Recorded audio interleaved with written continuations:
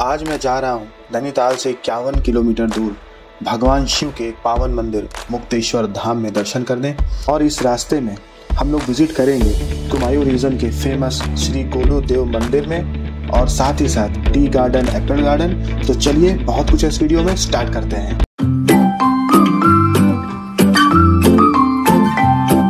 दोस्तों, हमारी journey start हो चुकी है और मुक्तेश्वर धाम की यात्रा के लिए हम लोगों ने एक प्राइवेट कैब बुक किया है जिसका फेयर 2000 रुपीज़ है। दोस्तों, कुमायूं रीजन में अगर आप कहीं भी जा रहे हैं तो यहाँ का जो मेन जंक्शन है वो है भवाली। भवाली नैनीताल से 8 किलोमीटर दूर है। तो अगर आपको रानीखेत जाना है, कैंची धाम जाना है, मुक्तेश्वर जाना है या भीमताल जाना है, कहीं भी जाने के लिए आपको भवाली तो जाना ही पड़ेगा। तो हम लोग भवाली जा रहे हैं। ट्रैफिक देख के पता चल रहा है कि हम लोग भवाली पहुंचने वाले हैं। तो अगर आप कभी भी कहीं भी घूमने जाने वाले हों तो अपनी जर्नी को सुबह जल्दी स्टार्ट करें। तो दोस्तों, अब हम लोग दर्शन करने जा रहे हैं कुमायूं जिले के फेमस श्री गोलू देव मंदिर में। हम लोग श्री गोलू देव टेम्पल पहुंच चुके हैं। ये घोड़ाखाल में स्थित है और यहाँ से भवाली की दूरी मात्र 3.5 किलोमीटर है। घोड़ाखाल में श्री गोलू देव टेम्पल कुमायूं में कहें तो गोलजू मंदिर की मान्यता बहुत अधिक है और उसकी कहानी कुछ इस तरह है। महर गांव की एक महिला थी भगोली मेवा, जिनके पति के मृत्यु के बाद उसके ससुराल वाले उसको बहुत परेशान करते थे। उसकी ज़मीन, उसके जेवर सब जब्त करके उसे घर से बाहर निकाल दिया। वो अपनी फरियाद लेके वहाँ के राजा के पास गई। प्रतिपक्ष का प्रभाव अधिक होने की वजह से उसको न्याय न मिल सका। वो मायके चली आई। सभी जगह से निराश होने के बाद वो गोलजू भगवान की शरण में पहुंची। गोलजू जी ने उनकी फरियाद सुनी और ससुराल पक्ष को प्रताड़ित करना शुरू किया और उसको उचित न्याय दिया। तब से गोलजू भगवान को और लोग मानने लगे और उनके सामने अपनी पीड़ा व्यक्त करने लगे। मंदिर में लटकती हजार घंटियाँ इस बात का प्रमाण देती हैं कि गोलजू भगवान ने कितने लोगों की मनोकामना की पूर्ति की है। आज भी कुमायूं रीजन के निवासी, फिर वो चाहे गांव के हों या शहर के, अपनी बात, अपने दुख को न्यायाधीश के सामने प्रस्तुत करने से पहले यहाँ पर चिट्ठियों के रूप में लटका जाते हैं। वो ये मानते हैं कि गोलू देवता उनके साथ न्याय करेंगे और लटकते हुए पेपर्स इसका प्रमाण है।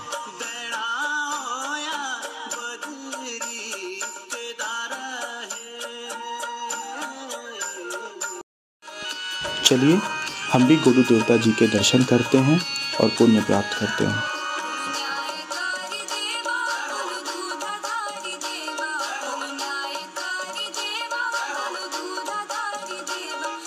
गोलू देवता मंदिर के प्रांगण में प्रायः और भी छोटे छोटे मंदिर हैं जहां पर लोग दर्शन करते हैं।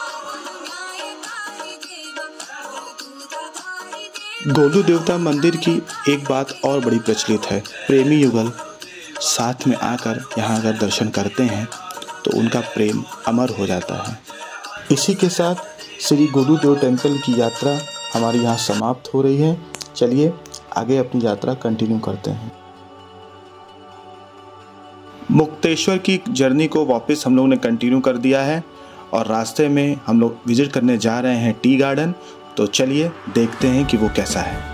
तो हम लोग जा रहे हैं मुक्तेश्वर और मुक्तेश्वर के रास्ते में है ये टी गार्डन। 40 रुपए का टिकट था। अंदर आ चुके हैं। बहुत ही बढ़िया मौसम है। चलिए एक्सप्लोर करते हैं। हम लोग अंदर आ चुके हैं और अंदर आने के बाद हम क्या देखते हैं कि दूर दूर तक चारों तरफ चाय के बागान हैं, उनके छोटे छोटे पौधे हैं। देखने में बहुत ही शानदार लगता है। तो अगर आप कभी असम या मुन्नार जैसी जगहों पे नहीं गए हैं तो यहाँ पर ज़रूर आइए। थोड़ा छोटा गार्डन है लेकिन आपको यहाँ पर एक असीम शांति महसूस होगी। बहुत अच्छा अनुभव है।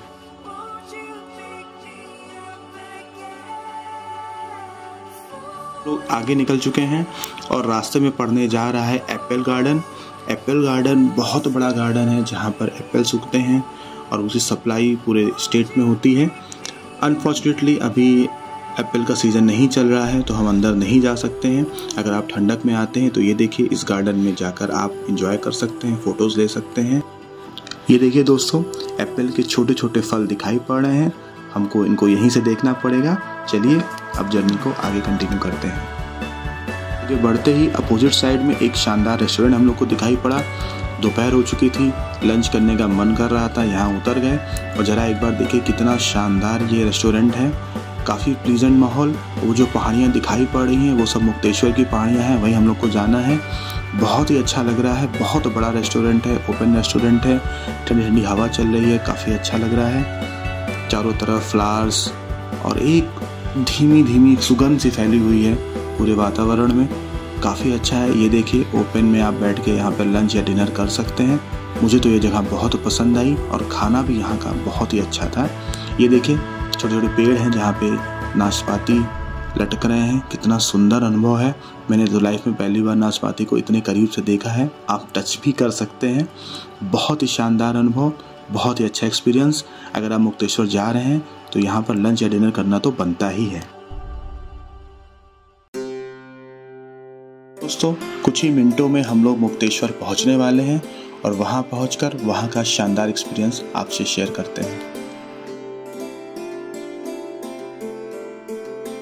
दोस्तों अब हम लोग जा रहे हैं मुक्तेश्वर दर्शन करने। प्रसाद मैंने 101 रुपये का ले लिया है। चलिए दर्शन करते हैं और आपको दिखाते हैं कि मंदिर अंदर से कैसा है। मुक्तेश्वर धाम कुमायूं की पहाड़ियों में 7,500 फीट की ऊंचाई पर स्थित है। इस मंदिर तक पहुंचने के लिए 100 सीढ़ियां चढ़नी पड़ती हैं। यहाँ पर भगवान शिव के साथ साथ ब्रह्मा, विष्णु, पार्वती, हनुमान जी और नंदी जी विराजमान हैं। ऐसा माना जाता है कि भगवान शिव ने एक राक्षस को उसकी राक्षस योनि से मुक्ति दिलाने के लिए उसका यहाँ वध किया था, इसलिए इस मंदिर का नाम मुक्तेश्वर पड़ा। एक और धारणा भी चली आ रही है कि पांडव जब 12 वर्ष का वनवास झेल रहे थे तो यहाँ पर आए थे और उन्होंने भगवान शिव की स्थापना की, उनकी पूजा अर्चना की और उनसे विनती की कि हमारे इस कष्टकारी जीवन का आप संहार करो। मुक्तेश्वर धाम एक संत श्री मुक्तेश्वर महाराज जी का निवास स्थान था और उनके बाद उनके शिष्य स्वामी संसूदानंद जी का अब ये निवास स्थान है, जिनका आप आशीर्वाद प्राप्त कर सकते हैं। ऐसा माना जाता है कि मुक्तेश्वर धाम 5350 साल पुराना है। चलिए ऐसे पवित्र, ऐसे पुराने मंदिर का हम भी दर्शन करते हैं और पुण्य प्राप्त करते हैं। मुक्तेश्वर धाम से नंदा देवी, त्रिशूल पर्वत आदि हिमालय की चोटियों को देखा जा सकता है, पर मौसम खराब होने की वजह से हम उनको नहीं देख पाए। तो अगर आपको कभी उनको देखना है तो कोशिश करिए कि ठंडक के सीजन में आइए, क्योंकि उस समय फॉग नहीं रहता है। मंदिर से मात्र 250 मीटर दूर चौथी की जाली या चौली की जाली नामक एक चट्टान है, जहाँ पर माँ दुर्गा ने एक राक्षस का वध किया था। ऐसा माना जाता है कि इस चट्टान के बीच में एक छोटा छेद है, उस छेद से अगर कोई नई संतान स्त्री निकल जाती है तो उसे संतान की प्राप्ति होती है। मुक्तेश्वर धाम की यह पावन यात्रा यहाँ पे समाप्त हो रही है। तो अगर आप कभी भी नैनीताल आते हैं तो एक दिन के लिए आपका मुक्तेश्वर आना तो बनता ही है। चलिए मिलते हैं अगले एपिसोड में।